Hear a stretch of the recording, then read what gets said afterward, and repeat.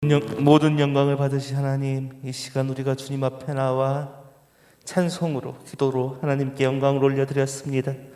이 시간 주님, 우리가 올려드린 그 영광의 찬송을 기뻐 받아 주시옵소서.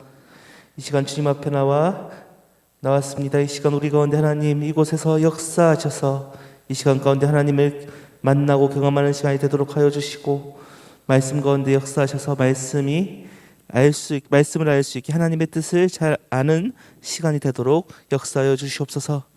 언제나 함께해 주실 것을 믿사오며 예수님 이름으로 기도합니다. 아멘. 오늘 보실 성경 말씀은 마태복음 말씀입니다. 마태복음 22장 1절에서 14절의 말씀입니다. 마태복음 22장 1절에서 14절의 말씀입니다. 마태복음 22장 1절에서 14절의 말씀입니다. 제가 가진 성경으로는 신약 37페이지에 있습니다.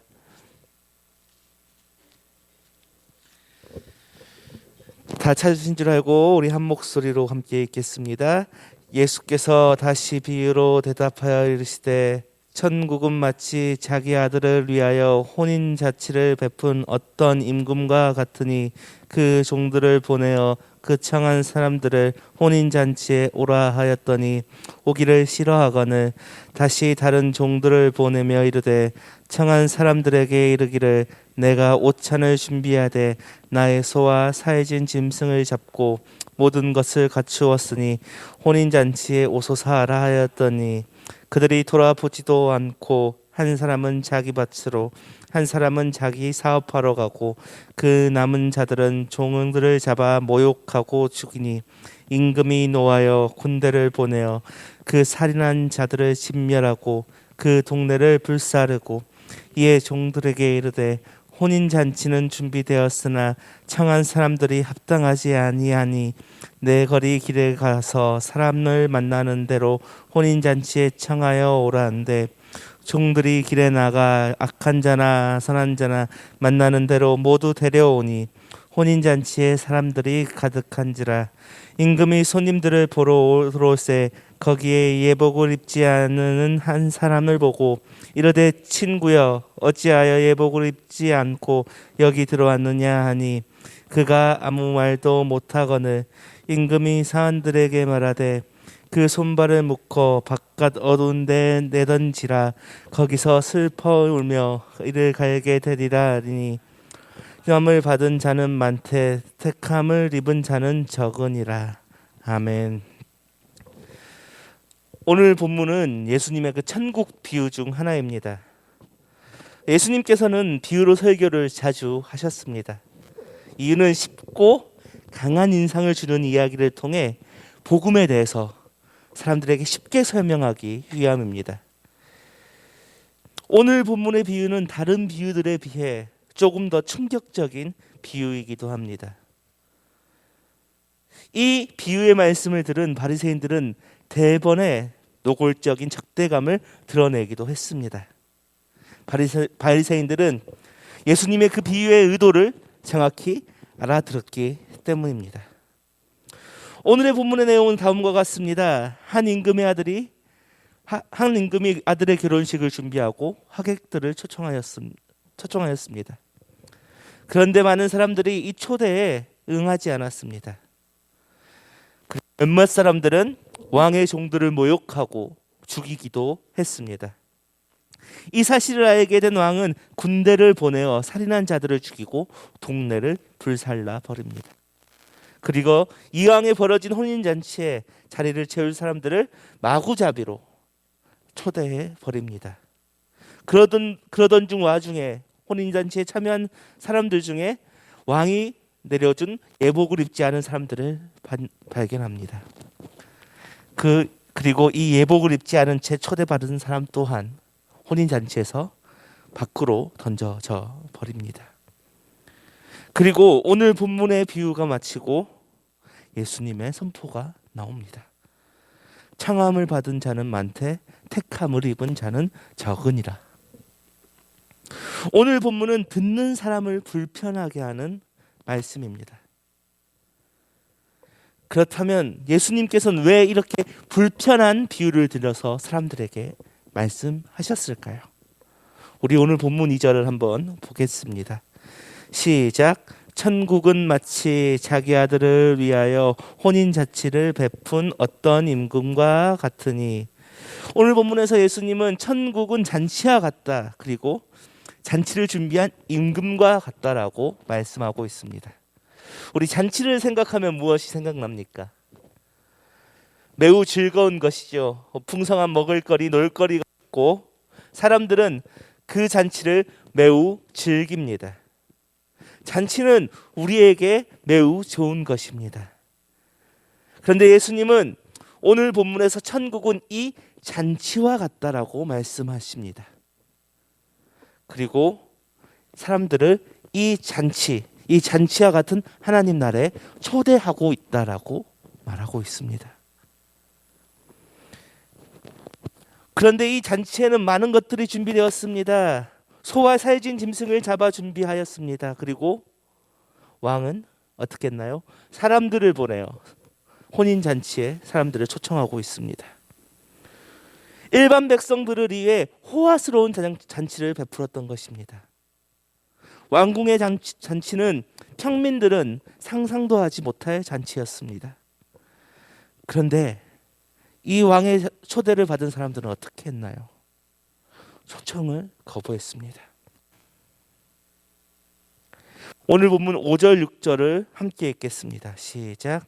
그들이 돌아보지도 않고 한 사람은 자기 밭으로 한 사람은 자기 사업하러 가고 그 남은 자들은 종들을 잡아 모욕하고 죽이니. 사람들은 그 초청을 무시했습니다. 왕의 종들을 모욕하고 죽이기도 했습니다. 이것이 무슨 말일까요? 이것은 그 당시의 이스라엘의 모습이었습니다. 과거의 이스라엘의 모습이기도 했습니다. 하나님은 이스라엘 백성들에게 모세를 통해 율법을 전해 주었습니다. 그리고 이에 어떻게 했죠? 사사와 많은 선지자들을 이스라엘 백성들에게 보내어 주었습니다. 그리고 신약 시대 때 예수님 전에 세례 요한까지도 보내 주었습니다. 이제는 예수님까지 직접 보내어 사람들을 초청하고 있습니다. 그런데 이스라엘 사람들은 어떻게 하고 있습니까? 이 초청에 응하지 않습니다.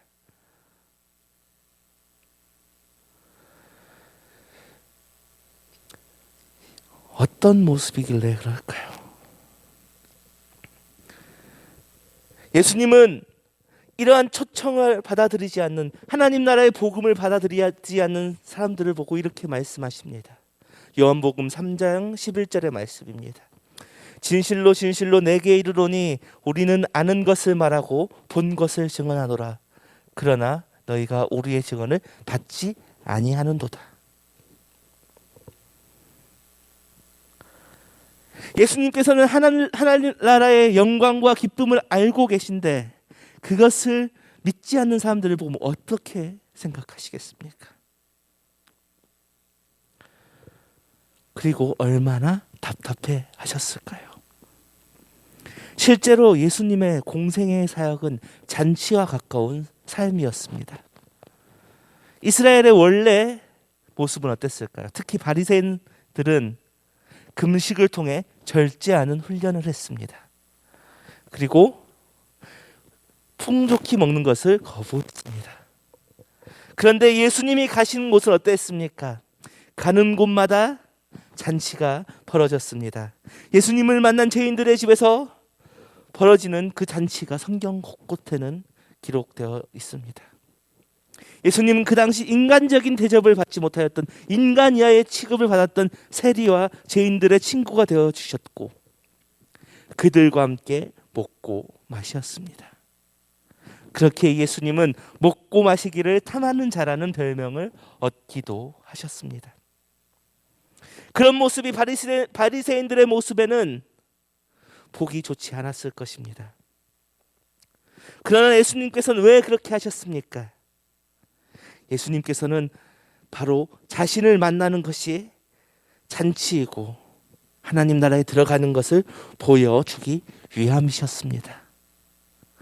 그런데 이스라엘 백성들은 이 잔치를 거부해 버렸습니다. 그래서 어떻게 되었을까요? 오늘 본문에서 예수님은 그것에 대해 무서운 경고를 하십니다.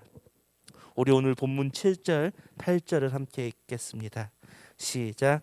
임금이 노하여 군대를 보내어 그 살인한 자들을 진멸하고 그 동네를 불사르고 이에 종들에게 이르되 혼인잔치는 준비되었으나 청한 사람들은 합당하지 아니하니. 아멘. 오늘 본문의 임금은 어떻게 하고 있습니까? 군대를 보내어 살인한 사람들을 진멸하고 동네를 불살라 버립니다. 그리고 그 사람들은 합당하지 않다 선언해 버립니다. 다시 말해 예수님은 이 비유를 통해 이스라엘 사람들, 특히 바리새인들에게 강한 경고를 하고 계신 것입니다. 너희는 하나님 나라에 들어갈 자격이 없는 행동을 하고 있다 말씀하고 있습니다. 그리고 새로운 사람들을 불러주십니다. 오늘 본문은 우리들에게도 많은 생각을 하게 됩니다.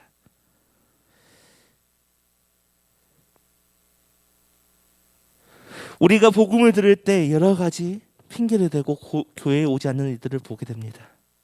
또 복음을 듣고도 거부하는 사람들이 현실에 많은 것이 많이 목격합니다.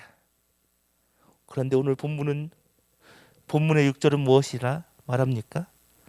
자신의 일 때문에 그 혼인잔치의 초청을 거부한다 말입니다. 다시 말해 현세의 이익을 위해, 세상적인 이익을 위해 오늘 본문의 사람들은 혼인잔치를 포기한 것입니다. 당장 여러 가지 하고 있는 일들이 있으니 나의 영적인 부분은 신경 쓸 겨를이 없는 것입니다. 가장 최악의 부분은 초청하러 간 종들을 모욕하고 죽이는 사람들입니다.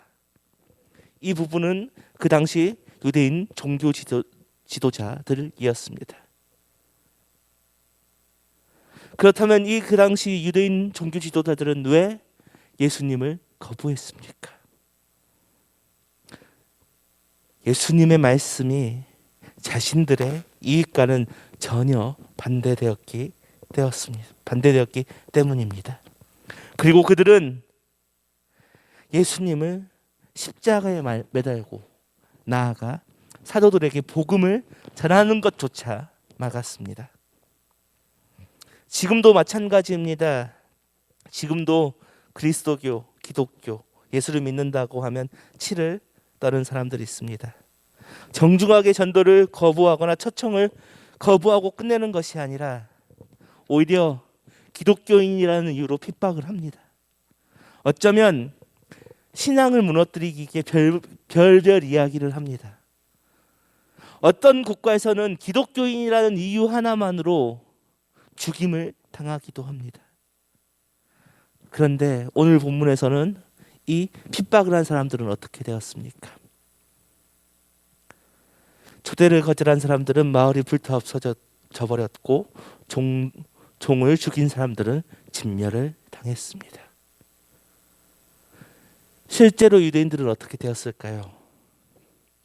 예루살렘은 서기 70년에 티투스 장군에 의해 파괴되었고 100만 명 이상의 목숨을 잃어버리게 되었습니다. 그리고 유대인들은 뿔뿔이 흩어져야 했습니다. 다시 말해 복음을 거부하고 모욕하는 것은 결국 심판에 선다는 것입니다. 언젠가는 심판의 때가 분명히 온다는 사실입니다.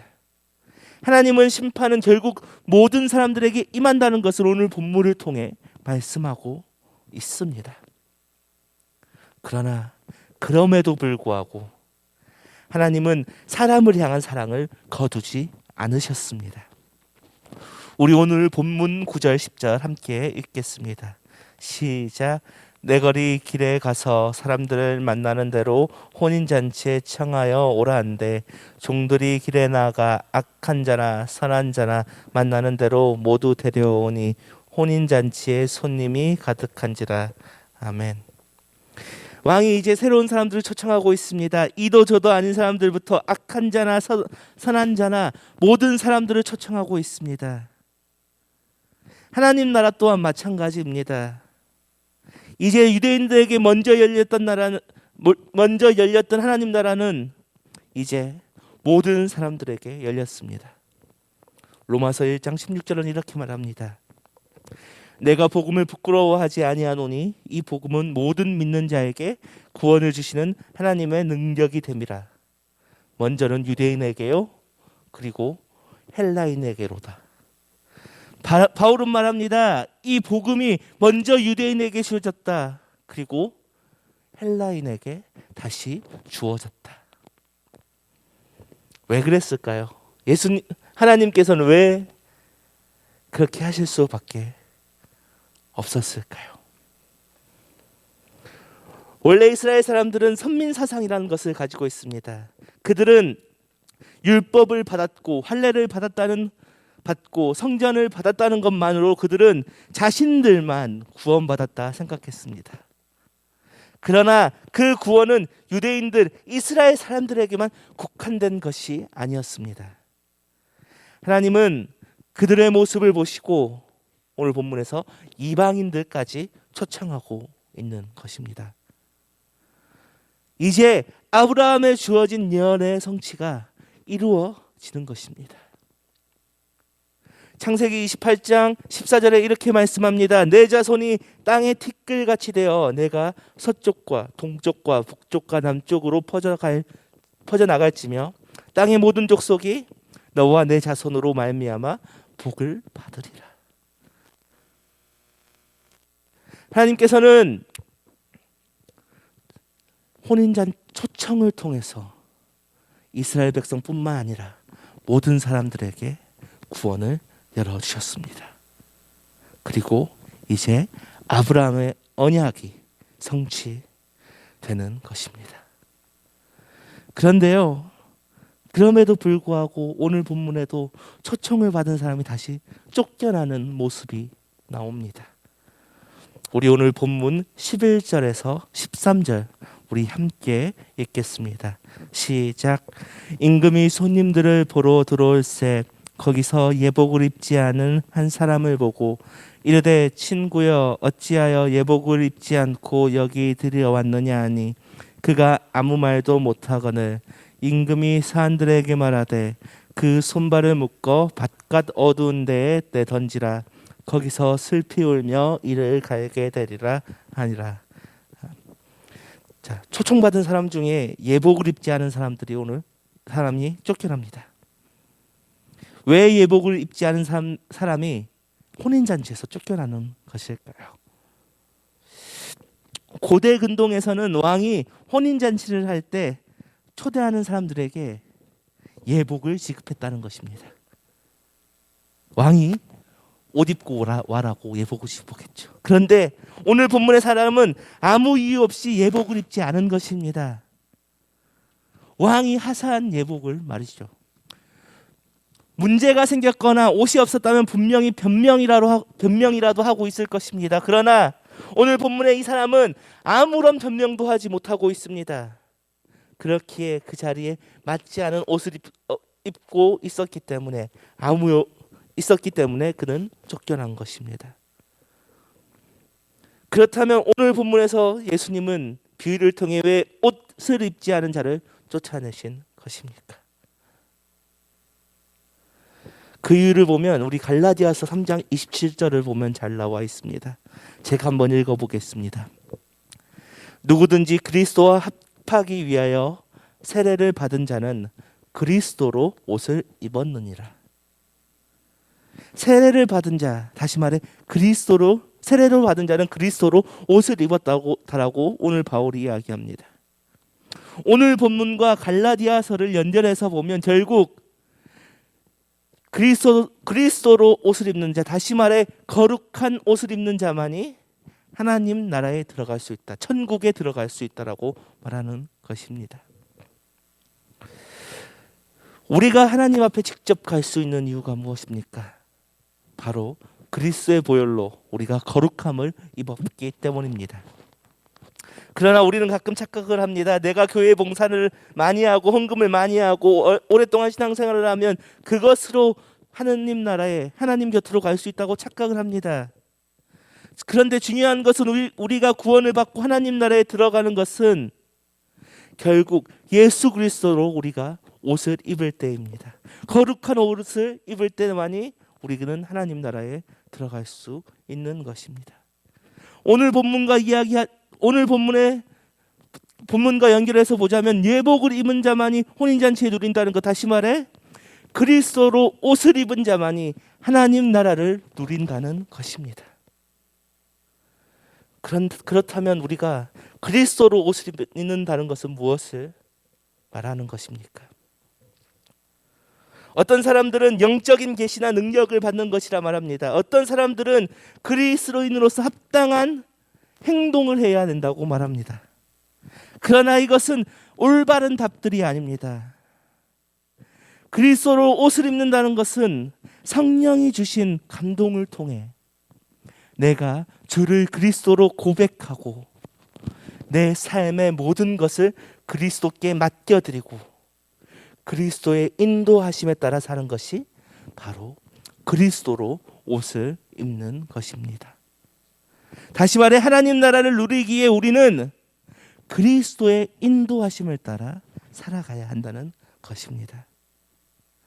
그래서 예수님은 오늘 본문의 비유를 통해 하나님 나라에 들어갈 수 있는 자에 대해 이야기하고 있습니다.